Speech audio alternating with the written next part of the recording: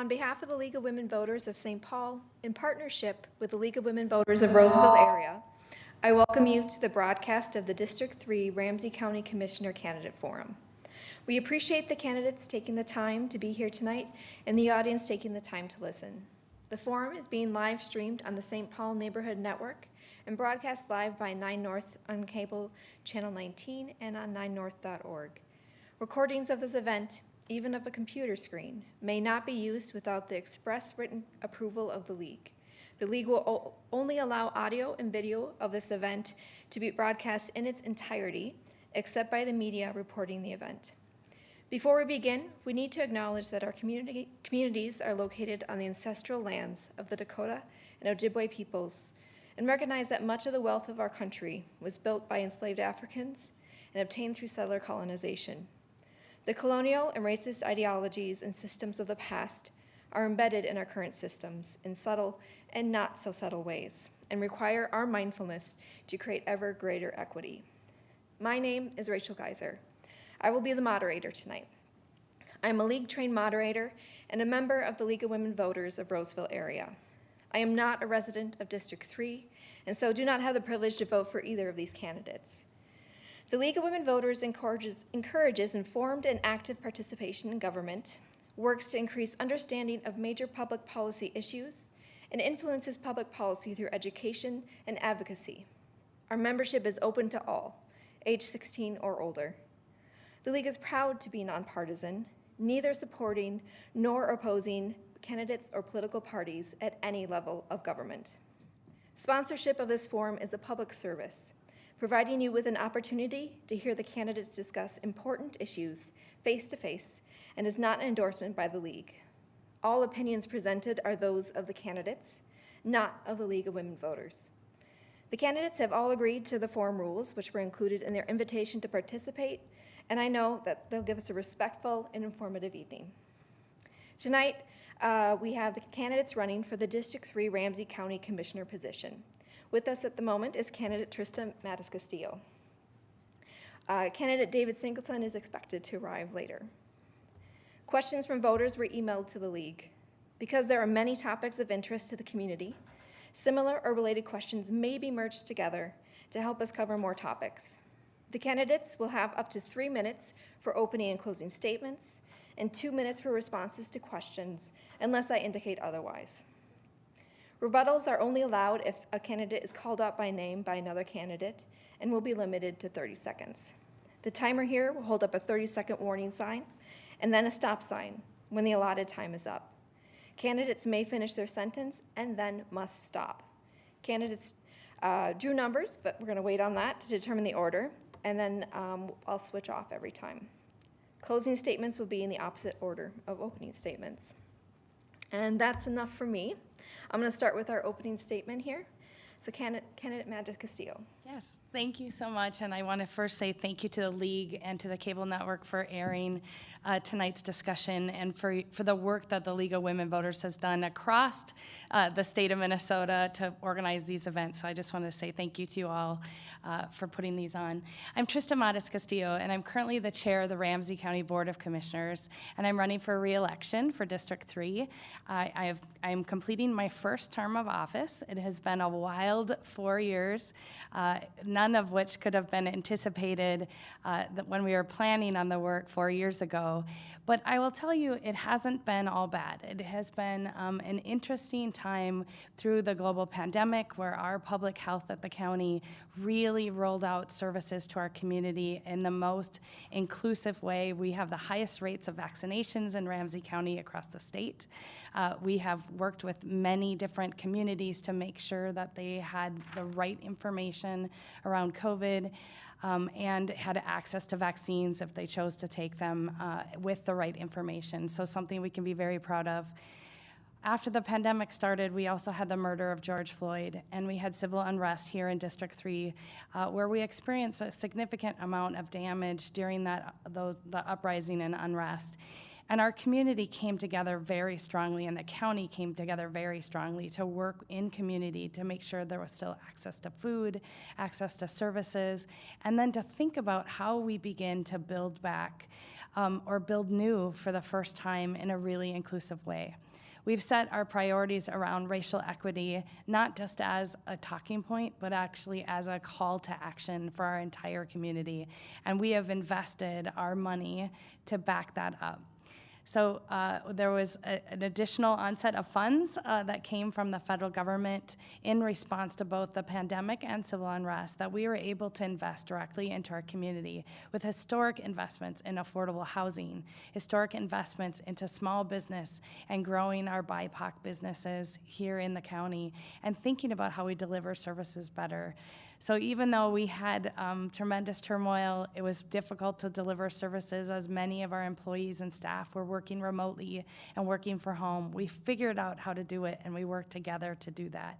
So it has been an incredible 4-year journey with an opportunity to learn and grow together, and I'm excited to continue this journey forward. Thank you very much. That concludes the opening statements. We now move to the question and answer portion of the forum. A candidate has up to 2 minutes to respond to each question, unless I note otherwise. And Candidate Matacasio, I'm going to start with you. Sure.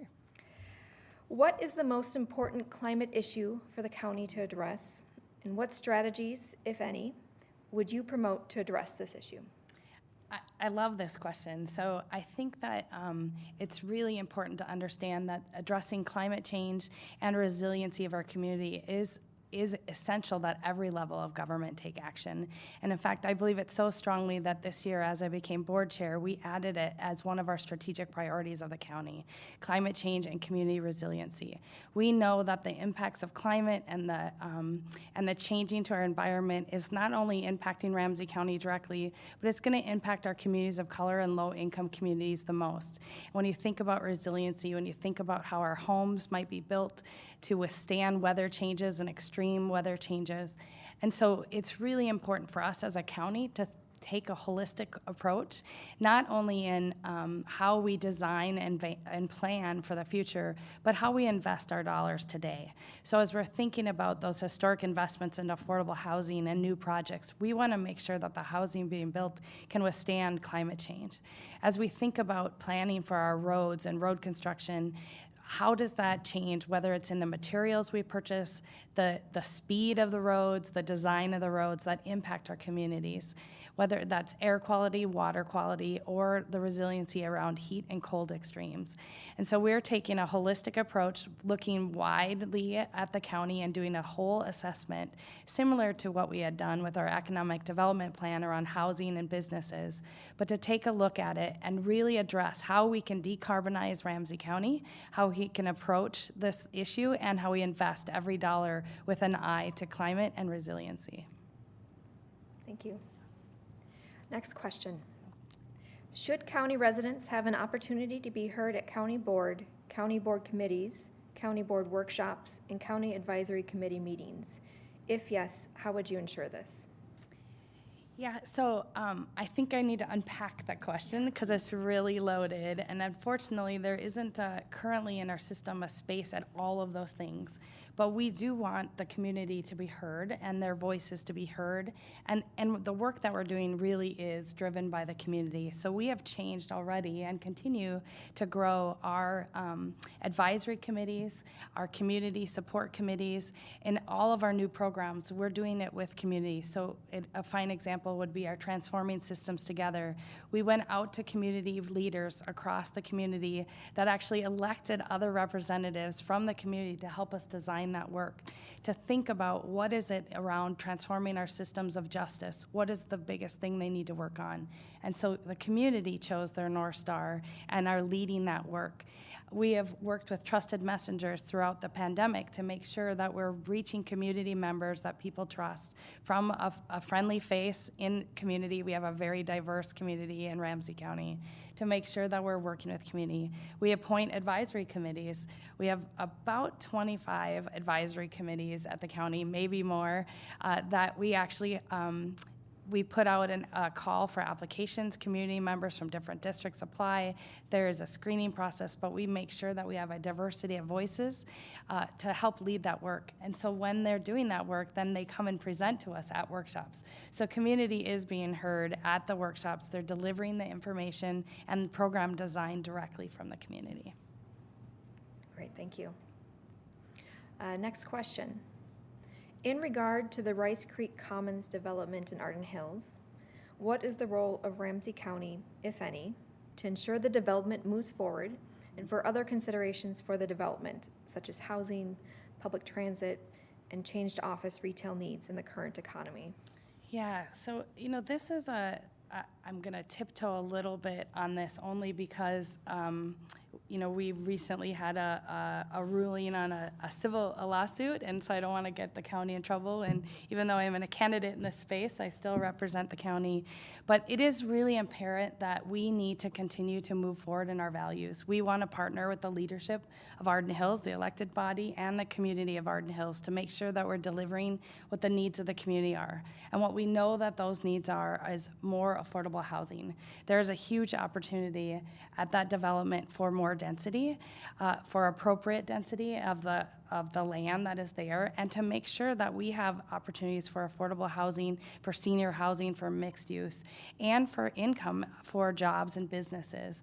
So we feel really strongly about what that looks like. We are continuing to be at the table and to communicate with the city of Arden Hills and with the elected officials there, and we hope that we can move forward in that development. With Ramsey County, we're the smallest county in the state of Minnesota for land mass. So every piece of land that is available for development really is highly valued and should be thought of in a way that how do we do what's best long term?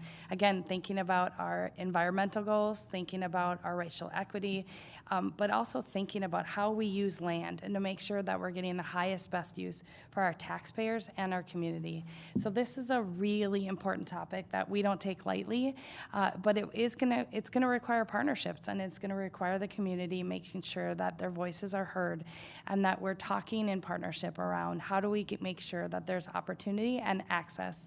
And that includes transit, that includes roads, that includes the support when you build out a neighborhood for groceries and goods and services as well. And so really taking that whole picture into approach. Thank you. Next question. As a county commissioner, what measures, if any, would you support to enforce or ensure voter confidence in our elections? Yeah, this is a great topic, and I know the league is really passionate about it, and so am I, because our democracy is at stake when anyone questions the integrity of our elections. I will tell you that we have safe and secure and accessible elections in Ramsey County.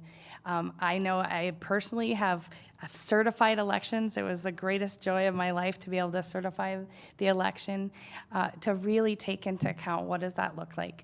So we have huge number of staff and volunteers and paid help that comes in during our election time to make sure that voters have the information they need, to make sure that it's safe and secure and that there's no threat of intimidation or coercion while they're coming to vote.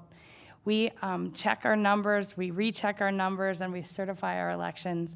We make sure that voters, when they're sending in absentee ballots, that they're complete, and if there's a problem, I can tell you during the pandemic, I did my own absentee ballot. I sent it in, and I got it back with the highlighted section of where I went wrong. And so to think about that, and I didn't even do that on purpose, but they sent it back and said, you didn't complete this section correctly. Here's a new ballot. Your other one is spoiled. And here are better instructions.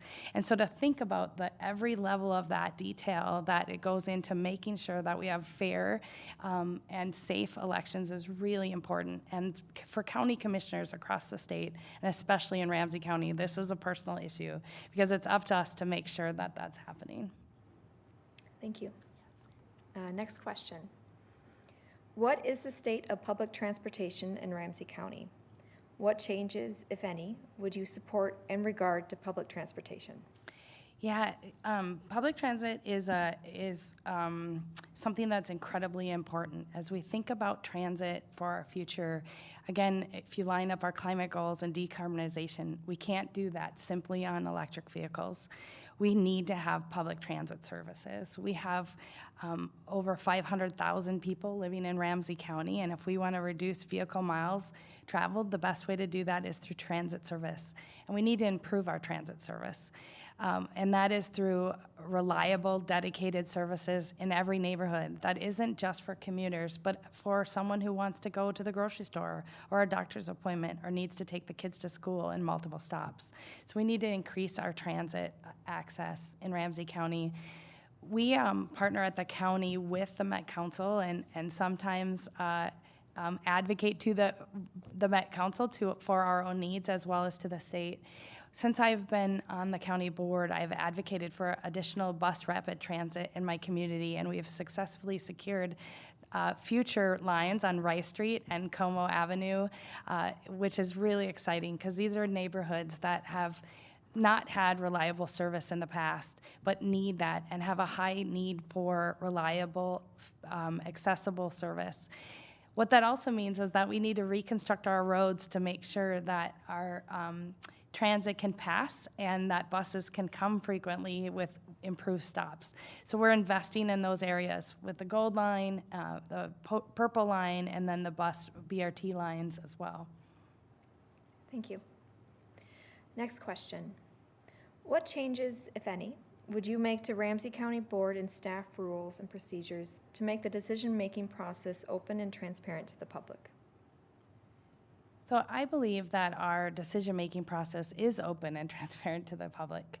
I would say that all of our workshops are public. Anyone is welcome to come. They're also televised and recorded, so they're open and available. Same with our board meetings. There's nothing that's not open and transparent. What I would like to see is that, and it's tricky with scheduling, but is that we potentially change times a couple times a year at least to bring those meetings to community or at different times. Right now, our county board is Tuesdays at 9, and most people who have jobs or employed or are taking care of children can't come in person. But it is televised and it is online, so they can watch it. But I think that there could be some opportunity to bring more people in at different times of the day and to have other meetings at that time, which I would be a strong supporter of. Thank you. Next question. Given Ramsey County's diversity in ethnicity, economics, and more, how would you work towards seeing that diversity reflected in county leadership and/or community programs? Please give specific examples instead of just your position. Sure. So you're right. Ramsey County is the most diverse county in the state of Minnesota. We have somewhere between 109 and 119 languages and dialects spoken in Ramsey County, which is really exciting, and we've worked really hard to make sure that our workforce at Ramsey County, as one of the biggest employers in Ramsey County, reflects that of our community. That goes true for all of our boards and committees as well, and our county board. We're currently the most racially diverse and most diverse board in the state of Minnesota, and that will continue after this election, no matter how the final ballots flow because of the candidates in the race. So our diversity will continue on the county board itself. On our boards and committees, we work really hard to make sure that we're recruiting and appointing so that we have a wide variety of diversity. Currently, our leadership team at the county, so the executive team, is the most racially diverse team as well. We have gender and racial diversity represented, and more than half of our county employees are identify as people of color. So I think we're on the right path. There's always room for more. There's specific departments and areas that we could do better, and we're focused on how do we do outreach, how do we partner with community to help us do that outreach and refer people to committees and to boards that we can appoint. Thank you. Next question. What do you see as the biggest challenge for Ramsey County in the next decade, and how would you address it? Yeah, I would say our biggest challenge continues to be in the areas of affordable housing and making sure we have enough housing for our community that's affordable and sustainable. Currently, we are short about 15,000 units today of affordable housing in Ramsey County. And we're not going to be able to just build our way out of that quick enough to meet the needs of our community. So thinking about how do we make sure we have enough housing, and then how do we pay for it? The other big challenge of Ramsey County, as I mentioned before, it's the smallest county in geography with the second highest population, but about half of our land is actually not taxable. The only way the county has a budget other than what comes appropriated from the state or federal government is through property taxes. But half of our land isn't taxable because of the state capital, our universities, our nonprofits, our hospitals. Makes it non-taxable or government-owned land. So we have to think about how do we both grow our tax base so that we're not putting the burden solely on the homeowners and property owners in Ramsey County. This is a big issue that we wrestle with frequently as we think about growing programs and services, investing in affordable housing, investing in transit services that we need to continue to lift up. So working with our legislature, working with the Capitol to explain the situation, to make sure that we're advocating for direct appropriations, county program aid, working with our federal delegation to make sure that these things can get funded is critical to the work that we do at Ramsey County, and to think about how we alleviate the burden on our property owners while lifting up our entire community and growing our tax base. Thank you. You've made some references to the importance of affordable housing and the American Rescue Plan Act funding, so I'm going to ask just to dig a little bit deeper into that. So the allocation of $37 million of the American Rescue Plan Act funding was given. So what measures do you support to encourage effective use of these funds?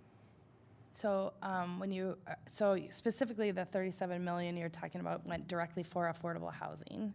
So we actually got $90 million total, and half of that went to affordable housing. And we partnered with the city of St. Paul, who also matched that allocation of their rescue plan dollars to make sure that we have a big pool so that we can start growing our affordable housing. We turned that money out as quickly as we could, and we're already on our fourth round now, an RFP for our fourth round to send money out to developers and partners to grow affordable housing. That's in a preservation of existing units and upgrading, and again, going to the weatherization and resiliency, upgrading existing affordable housing to keep them affordable, as well as the development of new. We really believe strongly, oftentimes when it comes to affordable housing, there's what they call funding stacks. So developers have to apply to lots of different streams of money in order to make the development work and make the dollars work. And the part that has been difficult and our greatest need is at 30% of our area median income in Ramsey County, which is our lowest income earners. And so we believe strongly that that's where the bulk of our resources need to go to help make sure that we're meeting the needs of people, because that's where the greatest subsidy needs to be. So we have allocated that money, and it becomes generating a pool of funds as well as they go out the door. We simultaneously we implemented an HRA levy so that we can continue to backfill that pool of money as it's going out the door, that we have room for more housing stock. So this is an incredibly important strategy to make sure that we're building housing and that we can fund the support for that housing. Thank you. Yes. Next question. What measures, if any, do you support to increase accessibility of Ramsey County recycling and hazardous waste services for all residents? Oh, I was hoping we would have a garbage question. This is so great. So I serve on the Recycling and Energy Board, and we have been working really hard on access to community. In fact, we just announced that we're building a new household hazardous waste site. It will be on Larpenteur Avenue on the Roseville side of Larpenteur, between Dale and Rice, if you can think geography. And we're actually starting, we've just held a couple open houses, but with community to design what that site will look like. But it will be a place where we can collect household hazardous waste, where we can have community space for education and learning. Potentially, you know, kind of right now we're in the dreaming phase as we design.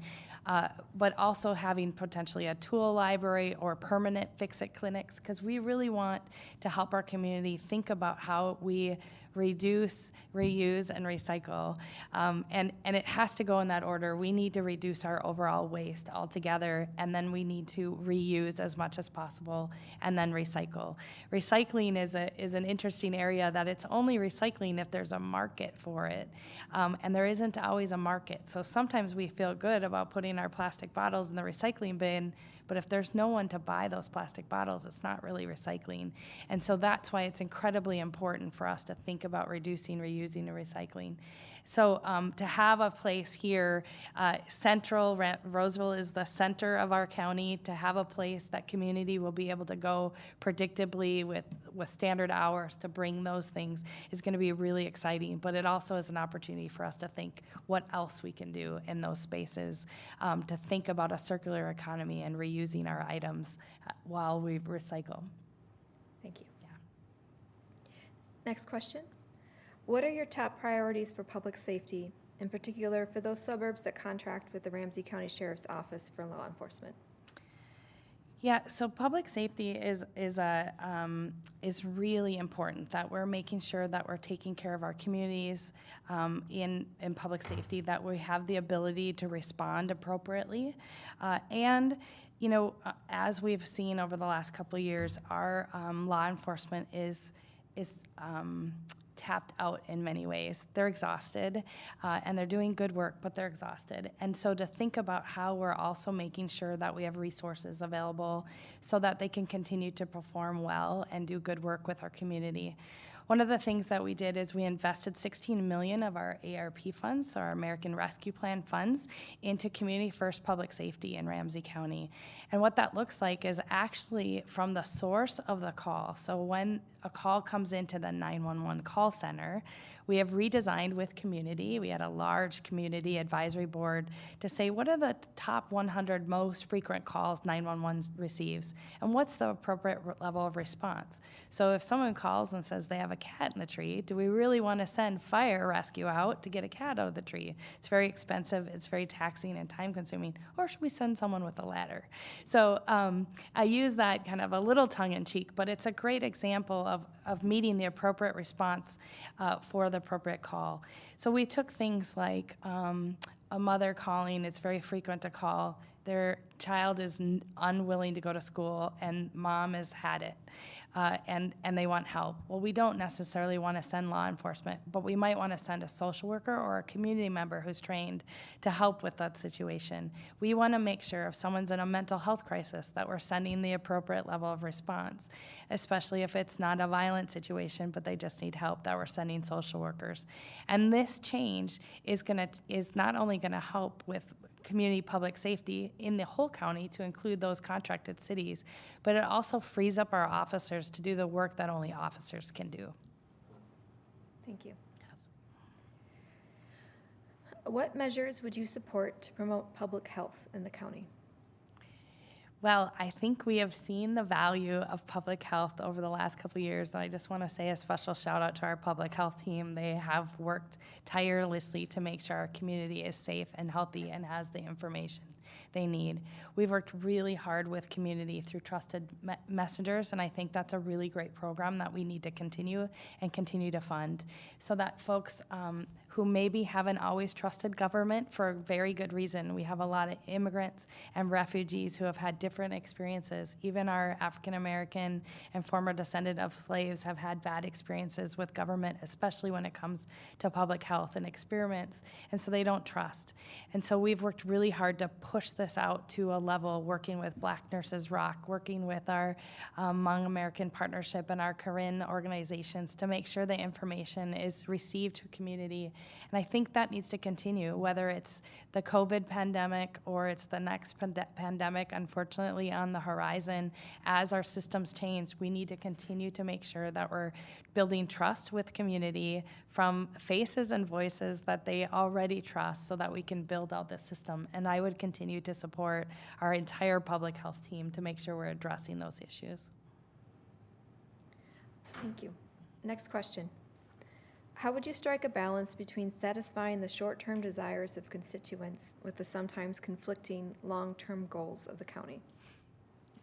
This is the balance of the job. It's a great question. And there are some things that community needs right away, emergency services, financial assistance, and we need to continue to improve the delivery of those services and the timeline in which that they're delivered.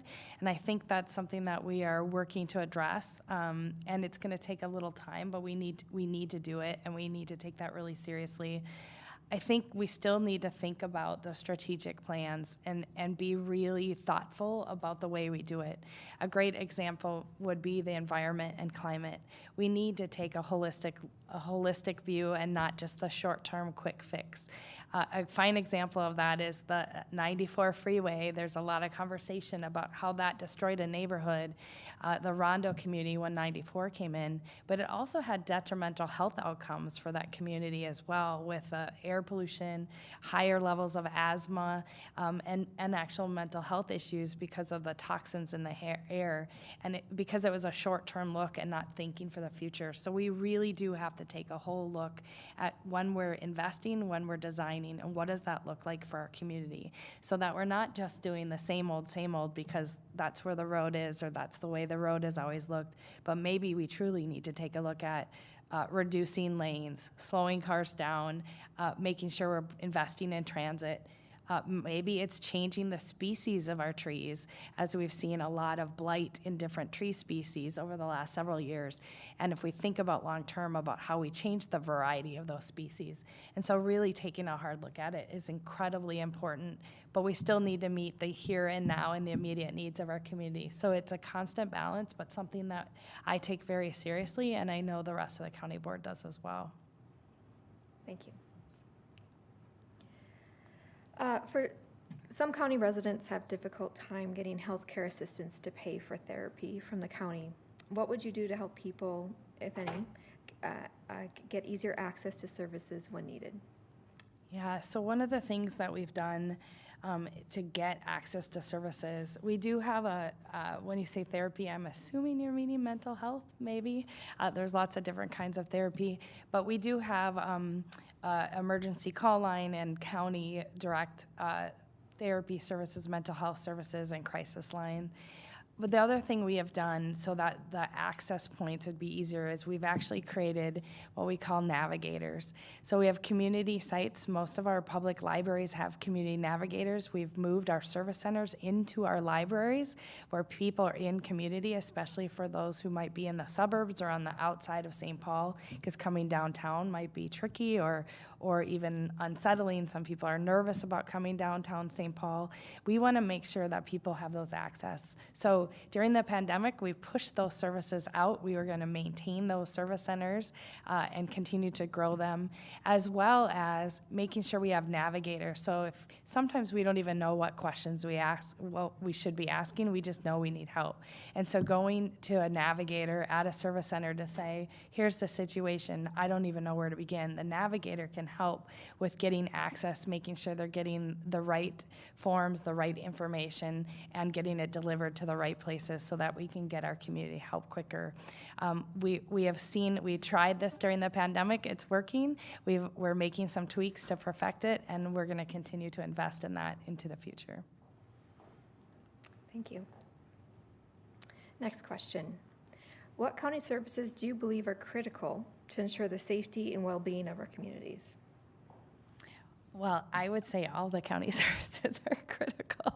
Our number one priority is around social services, safety and justice, information and public records, our public health, and then, of course, our infrastructure and economic development. So all of these services that the county puts out to our community are critical to make sure that we're the conduit between the state and federal government and our city councils to make sure that the resources are flowing, that there's a holistic plan, and that we can deliver services directly to our community. So I would say they're all critical. I don't know any of the services that are not, and which is why when we're doing our budget, this year we did performance-based budgeting to really take a look of are the dollars we're investing actually impacting our community for the better? Is it improving the lives of our community so that we're not just investing in programs that have always been around if they're not working? So we have implemented performance-based budgeting this year. We had some great evaluations that are based solely on our strategic priorities and backed up against our strategic priorities to make sure that the best services are being delivered in the best way that are actually improving the lives of our community. Thank you. Candidate Singleton, I'll repeat the question for you. Sure. What county services do you believe are critical to ensure the safety and well-being of our communities? Well, my platform is mainly public safety, and I think that is a critical service to be able to implement the other services that the county is oversees and has authority over. And I don't think that that service has been properly funded and supported, and so we have some issues that need to be addressed before some of these other projects are implemented in our city and district. Thank you. All right, for the next question, Candidate Singleton, you'll go first. The Ramsey County Commissioners traditionally come to a consensus, and there are usually no split votes. Please discuss how your personal and professional life experiences can help build consensus with others when the interests of District 3 residents are involved. Well, I like the consensus voting system. It gives everybody an opportunity to explain their either life experience, professional experience, and I think that's good for a board to work together and respect each other and even learn from each other. And so what I would do is I would just explain my position, and I would try and back that up with, like I said, life experience. If there's any data that is that I can qualify as being true, and I would just explain that to the commission and try to encourage them to look at it from, you know, my point of view as well as me listening to their point of view. Thank you. Candidate Mattis-Castillo. Yeah, you know, it's interesting that the kind of view is that it's a consensus with very rarely split votes. And I'll tell you, the reason that is achieved is because we do a lot of work to make sure that before something is brought for a final vote, all the work has been done. So we've worked an item through workshops. Our staff have worked it. We've worked it with community. We're lifting up the voices of community. And so we've done a ton of homework. We've done all that data. So by the time it gets to the board for a final vote, we've got it kind of where it needs to be, and we're in consensus. That doesn't mean that we don't disagree, and I'll tell you there are times that we disagree, but we disagree for the benefit of our community and work through those issues to make sure that we're raising the issues for our districts, for the county-wide, to say there are opposing views. How do we get to a solution? So when it gets to the county board for a vote, we've kind of already negotiated.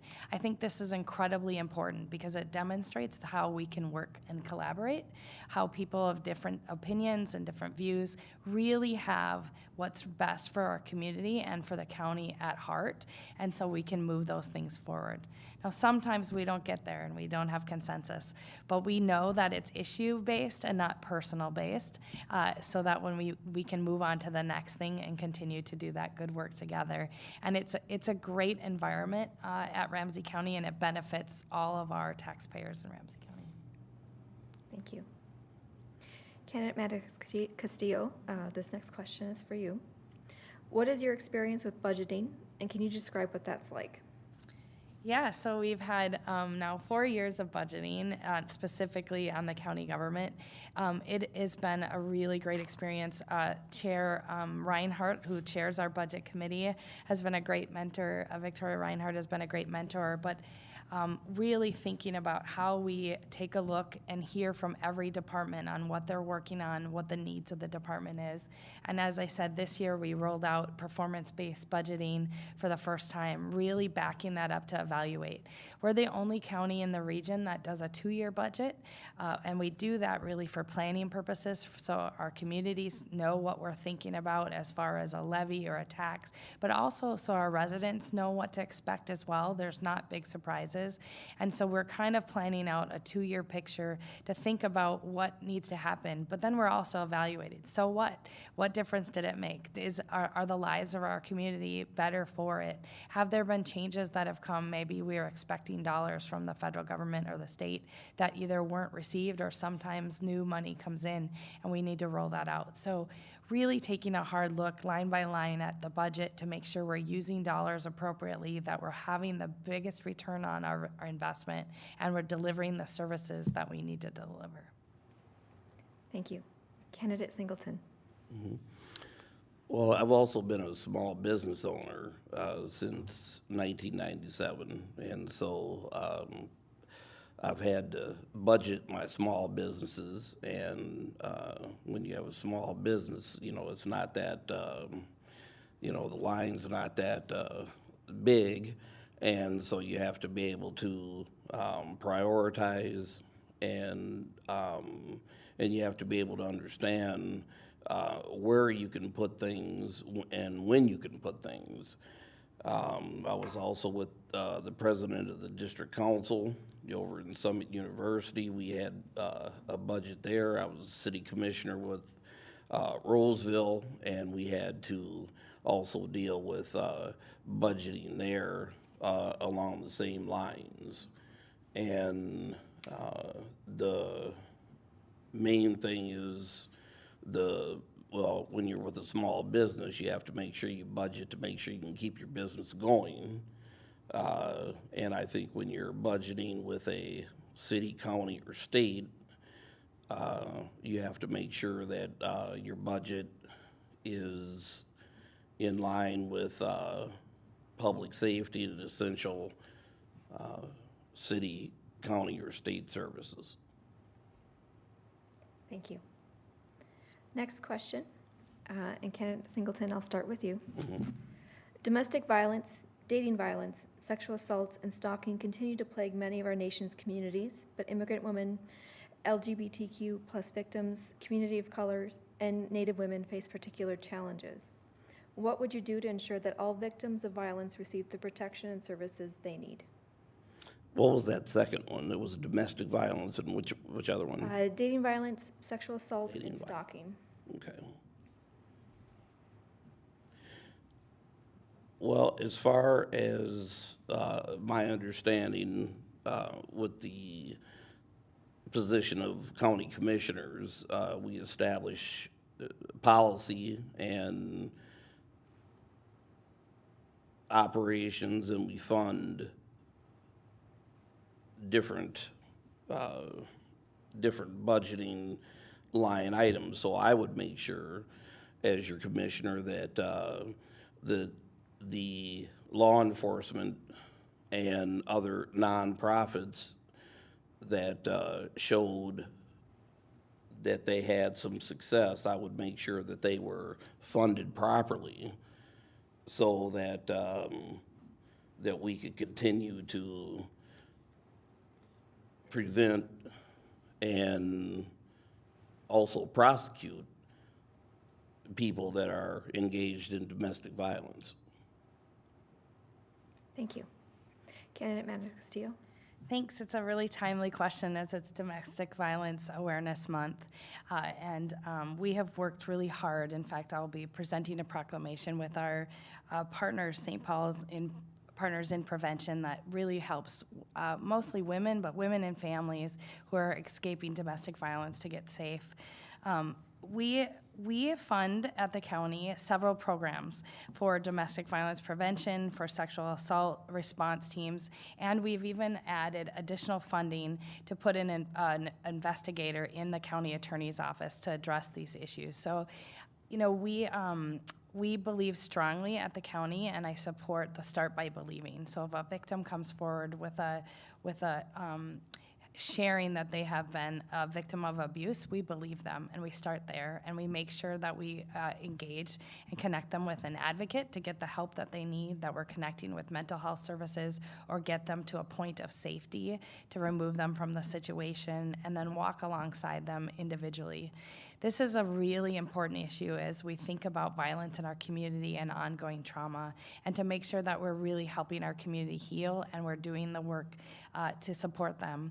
We put funding out. We just had an RFP, and we'll be voting here shortly on the funds that are being dispersed to community partners that work in domestic violence to make sure that the appropriate services are being delivered into the community as well. And this is something I strongly believe in. Thank you. We have one more question, and it's going to be a 1-minute question. And candidate Mattis Castillo, I'm going to have you go first. Okay. Share the role model that inspired you to participate in public service. I would say it was easily my mother. My mom was kind of a champion and an advocate in her own way. As a young child, I grew up in a military family. My father served in the military and was in the Desert Storm when I was in high school. And my mom quickly noticed there weren't any services for military families here in Minnesota and started the Family Assistance Program. And I watched as she really stepped out to make sure that kids and families had services and a connection to the military while our parents were at war. And that continued on throughout my adulthood. And in fact, when I joined the military myself, my mom was the champion there, and I watched how she gave time and time again, and the dedication to service, both as growing up, but also to other families without question, to our own detriment and exhaustion at times, but always saying yes and ready to go. Thank you. Candidate Singleton. Okay. Well, I would say that my role model would be, my grandfather, my mother, and my father. So my grandfather was a principal in the St. Paul public school system. He served the St. Paul district for 38 years. He was a role model in trying to help kids. Probably he was a secondary principal, so he was trying to develop kids and kids of color. He was also a scout leader. And so watching him throughout the years and him teaching me the way to that public service is an important way of giving back to your community. I would say that that he was the main role model that I had in my life. Thank you. That concludes the Q&A portion of the forum. We now move to closing statements, again allowing for up to 3 minutes for each candidate.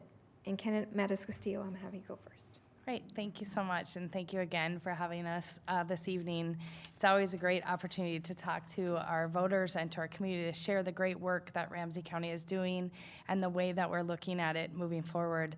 I have sincerely enjoyed serving on the board over the last 4 years. As I mentioned before, it was an exciting 4 years, unexpected, but really great opportunity, and demonstrated the power of collaboration and how we work together to move forward for our community. In the next 4 years, I think it's a continuation of building on, but even going deeper, so beyond in the budgeting process, not just performance-based budgeting, but having a collaboration of community coming together and having input on the budget, as well as thinking about how we roll out new programs to address climate change. We didn't even get a chance to talk about the rollout of organics recycling, which is a really great opportunity that will be rolling out next year, that we've worked hard to make sure that every household in Ramsey County will be able to to recycle their organics in their current bin. So more to come on that. Exciting stuff happening and great work on the horizon. But then also going deeper on how do we transform our justice system at the county and the responses to it to make sure that it's equitable and fair and not disparate for communities of color.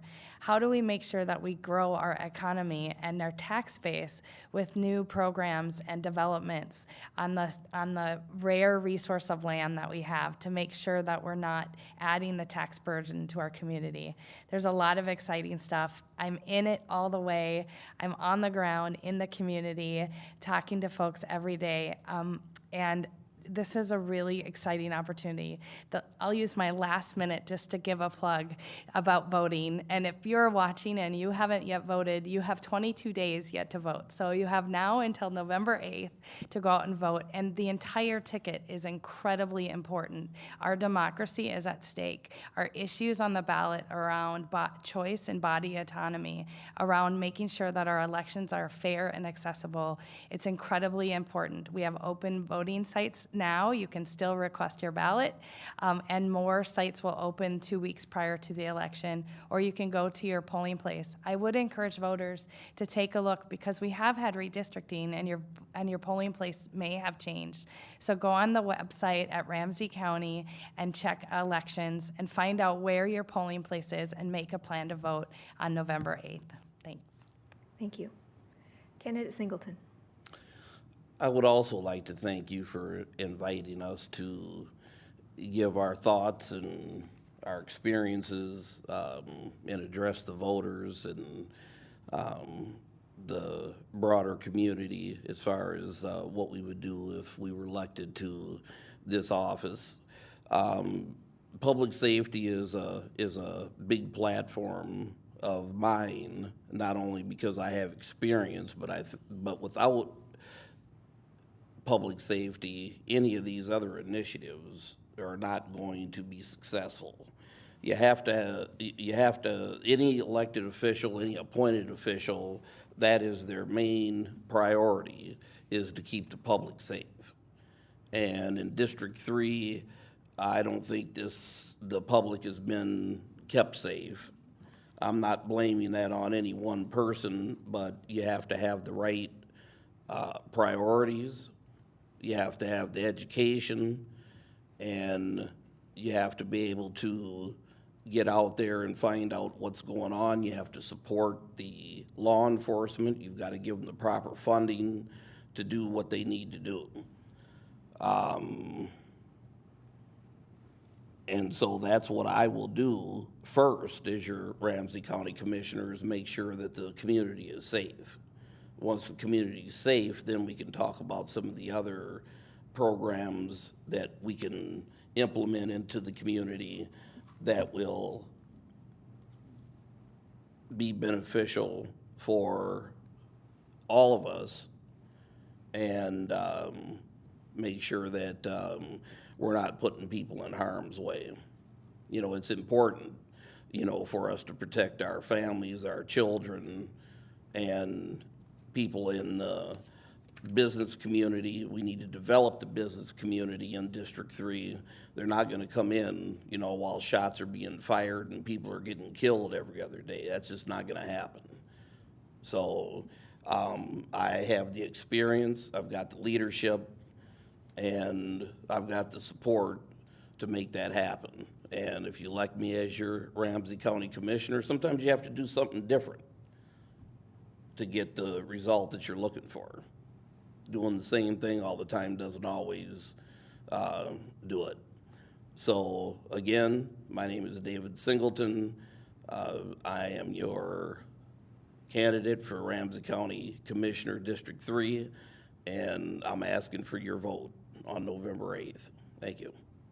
Thank you. Thank you all. That ends our forum for tonight, and has been a privilege to give the public a platform to better understand the candidates running for office in their district. There are many other topics for which we did not have time, so check out the campaign literature, candidate websites, or vote411.org if you would like more information. Again, I would like to remind you that the views expressed in this forum are those of the candidates, not those of the League of Women Voters of St. Paul or Roseville area. Sponsorship of this forum is not an endorsement of any candidate by league. You can find more information about voting at mnvotes.org and lwvmn.org. In addition to holding candidate forums, the League also researches issues important to our members and to the health of our communities. If you're interested in finding out more about what we do and how you too can make a difference, please visit us at lwvmn.org. Membership is open to all, age 16 and older. We'd like to thank you all for coming tonight and our at-home audience for viewing. We would also like to thank the St. Paul Neighborhood Network and 9 North for their time and resources, making it possible for the community to hear from their candidates. I would like to personally thank my fellow League members who diligently planned this event and are working extremely hard tonight. Without them, this forum could not have happened. Finally, we would especially like to thank our candidates for being part of the democratic process by running for office and for being willing to serve our community. Thank you all again for your time and attention, and remember to vote on November 8th. Good night. Thank you.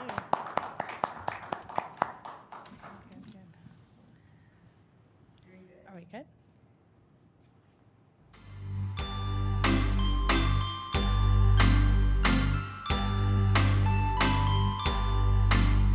Okay. Nice, Meet you nice to in meet you. person. All right.